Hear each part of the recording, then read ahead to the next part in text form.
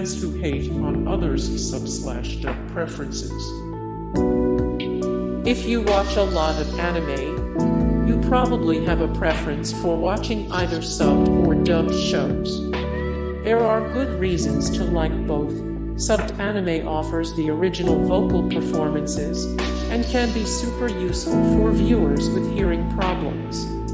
On the other hand, dubbed anime usually captures the original story and emotional content of a series, while eliminating the distraction of reading while you watch. The choice is largely dependent on personal preference, but many anime enthusiasts do not see it as such.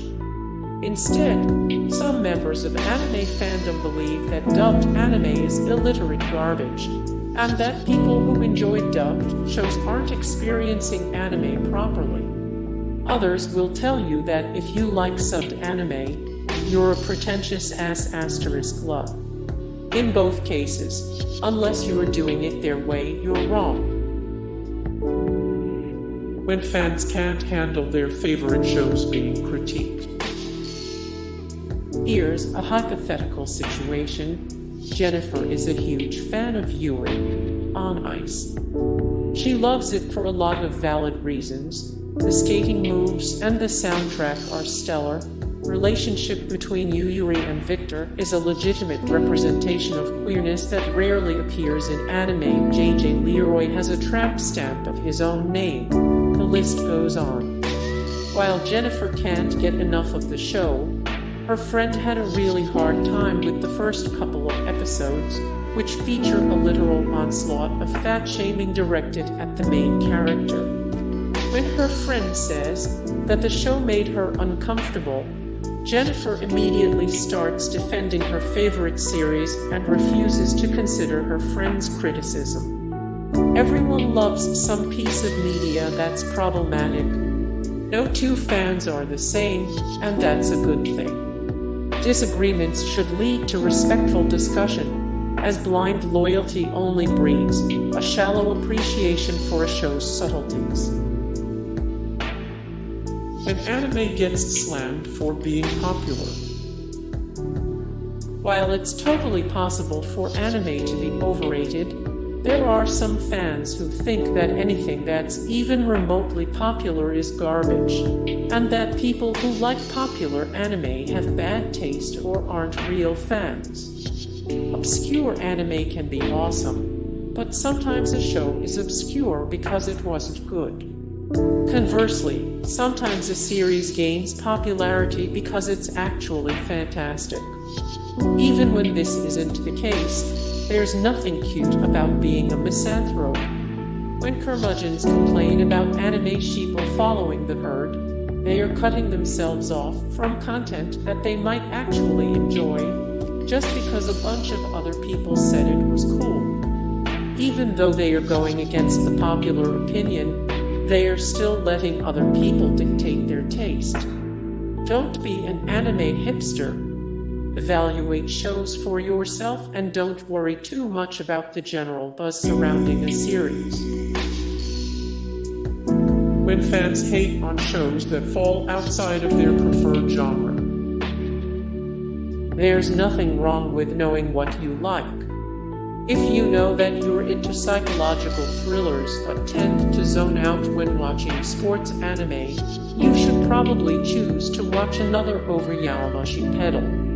While it's okay to dislike certain genres, people should take care not to mistake their personal preferences for cold, hard facts. Fans of romance anime aren't shallow and stupid because they want to see a relationship develop, and people who love slice-of-life stories don't necessarily lead boring lives. Judging others for their preference in entertainment is just rude. If more people made an effort to branch out of their comfort zones, they might discover that they enjoy genres they never would have considered watching. Older fans who think anime stopped being good after 2003.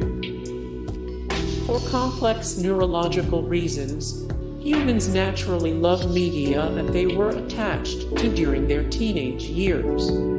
This means that there are a lot of adults in the anime fandom whose favorite shows came out in the 90s or 2000s. While that's not inherently a problem, issues arise when fans insinuate that every anime made after their personal cutoff point is trash. These people usually forget about the plethora of not-so-good anime shows from years past.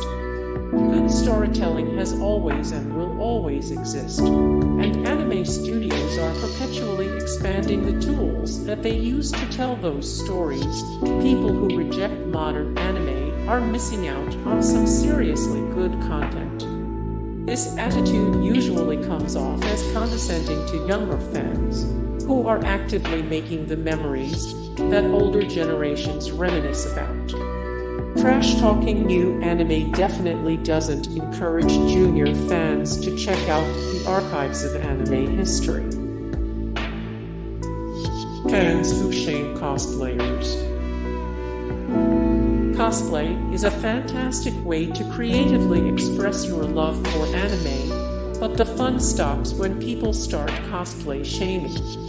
Cosplay shaming involves insulting a cosplayer either for how their outfit looks or how they look in it.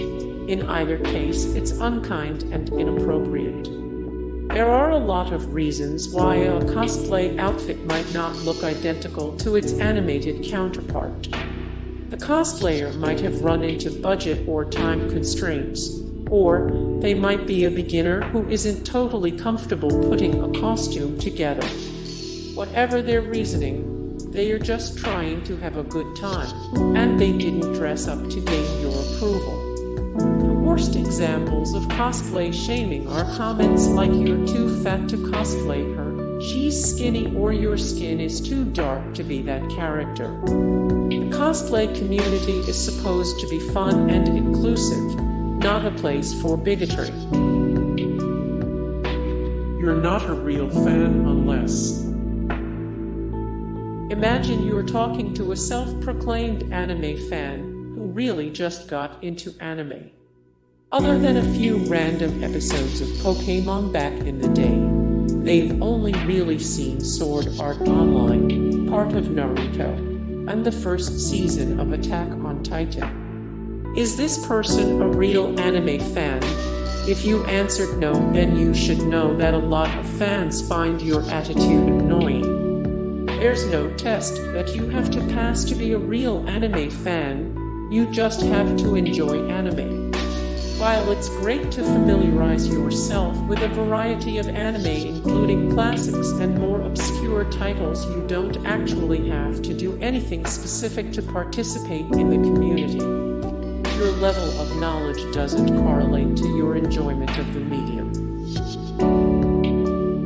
People who think liking anime makes them Japanese. Weeaboos are one of the most irritating aspects of Western anime fandom. A weeaboo is a fan who isn't Japanese, but who has decided that liking anime gives them free rein to appropriate Japanese culture. Weeaboos wear kimonos incorrectly, give themselves Japanese nicknames, and see Japan as some kind of idealized holy land for nerds. If they like you, you're sugoi, but if you anger them, they'll korosu you with the fake katana that they bought at an anime convention. These fans treat Japanese people like extensions of the media that they love, and don't recognize that Japanese culture amounts to a lot more than cool cartoons. Whether it's adult men salivating over Asian teenagers, or someone insisting that they know everything there is to know about Japan because they watched Naruto, these fans relish in Japanese stereotypes and don't really care about the people of Japan and their culture. Hey guys, thank you so much for the support and likes and comments down below, and also thank you so much for watching, and I look forward to see you in the next video. Then take care, bye.